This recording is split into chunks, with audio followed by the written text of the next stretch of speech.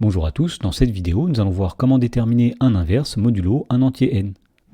Dans l'exemple, on demande de déterminer un inverse de 11 modulo 17. Alors pour faire cela, on va commencer par rappeler ce qu'est l'inverse d'un nombre modulo un autre. Alors, si a et n sont deux entiers naturels non nuls, eh bien tout d'abord, on dit qu'un entier relatif u est un inverse de a modulo n si a multiplié par u est congru à 1 modulo n. Donc dans l'exemple, trouver un inverse de 11 modulo 17 revient à trouver un nombre entier relatif u tel que 11 fois u est congru à 1 modulo 17. Alors la deuxième chose à savoir, c'est que si a et n sont premiers entre eux, eh bien a possède toujours un inverse modulo n et on peut déterminer cet inverse à l'aide de l'algorithme d'Euclide étendu. Et on rappelle que l'algorithme d'Euclide étendu permet de trouver deux entiers relatifs u et v tel que a multiplié par u plus n multiplié par v est égal au PGCD de a et de n, c'est-à-dire 1 si a et n sont premiers entre eux. Alors voyons comment appliquer tout ça dans l'exemple. Tout d'abord, on peut remarquer que puisque 11 et 17 sont premiers entre eux, leur PGCD est égal à 1, et bien 11 possédera bien un inverse modulo 17. Et pour déterminer un inverse de 11 modulo 17, nous allons appliquer l'algorithme d'Euclide étendu, qui nous permettra de trouver deux entiers relatifs u et v tels que 11 fois u plus 17 fois v est égal à 1. Et nous verrons à la fin que le nombre u que nous aurons obtenu sera bien un inverse de 11 modulo 17. Alors, pour appliquer l'algorithme d'Euclide étendu à 11 et à 17, on va commencer par appliquer l'algorithme d'Euclide tout court à 11 et à 17, c'est-à-dire qu'on va commencer par effectuer la division euclidienne de 17 par 11. Alors, dans 17, combien de fois 11 ? Eh bien, une fois.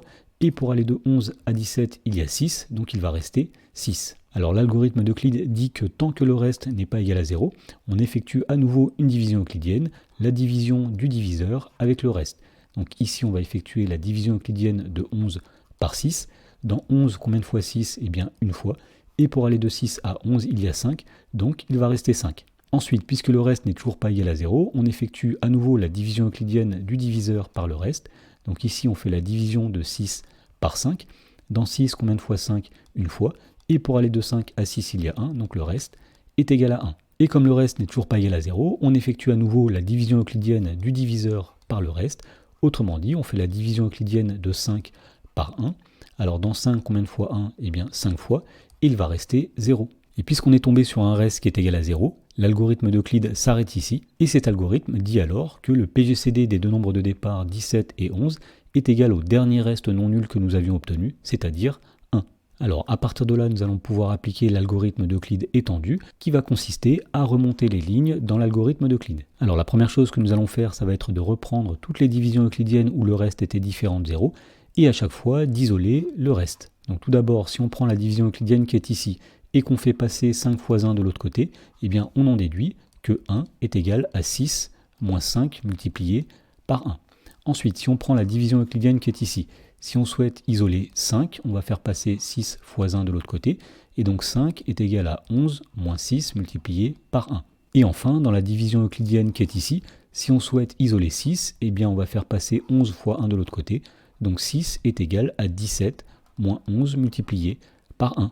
Et la dernière étape de l'algorithme d'Euclide étendu consiste à reprendre la dernière relation qui est ici, à la réécrire, donc 1 c'est 6 moins 5 multiplié par 1, et on va remplacer au fur et à mesure les différents restes.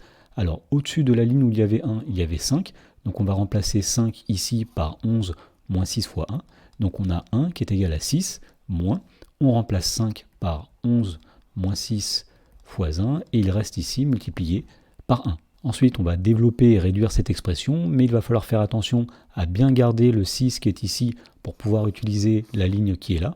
Donc tout d'abord, nous allons faire moins 11 fois 1, c'est-à-dire moins 11. Ensuite, on va compter combien de fois le nombre 6 apparaît. Donc ici, nous avons moins 6, c'est-à-dire plus 6. 6 fois 1, c'est-à-dire 1 fois 6. Encore fois 1, donc ici, nous avons 1 fois 6. Et nous avions déjà 1 fois 6 devant. Donc au total, nous allons avoir 2 fois 6. Et à partir de là, nous allons pouvoir remplacer 6 à partir de l'expression qui était ici. Et donc on va dire que 1, c'est moins 11 plus 2 multiplié donc par 6, c'est-à-dire 17 moins 11 multiplié par 1. Donc là encore, on va développer et essayer de réduire cette expression, mais en faisant attention à garder 11 et 17. Donc tout d'abord, nous allons faire 2 fois 17 sans le calculer. Et ensuite, nous allons compter combien de fois il y a 11. Donc ici, nous avons 2 fois moins 11 fois 1, c'est-à-dire moins 2 fois 11. Ici, nous avions moins 1 fois 11, moins 1 fois 11 plus moins 2 fois 11. Finalement, nous allons avoir moins 3 fois 11. Donc finalement, si on réécrit ce que nous venons de montrer, nous avons dit que moins 3 multiplié par 11 plus 2 multiplié par 17 est égal à 1. Voilà, donc l'algorithme d'Euclide étendu est terminé. Il nous a permis de trouver deux nombres u et v tels que 11 fois u plus 17 fois v est égal à 1. Alors voyons maintenant comment utiliser cette relation pour déterminer un inverse de 11 modulo 17. Eh bien nous allons dire que puisque moins 3 fois 11 plus 2 fois 17 est égal à 1, en particulier, moins 3 multiplié par 11 plus 2 multiplié par 17 est congru à 1 modulo 17. Ensuite on va dire que 17 est congru à 0 modulo 17.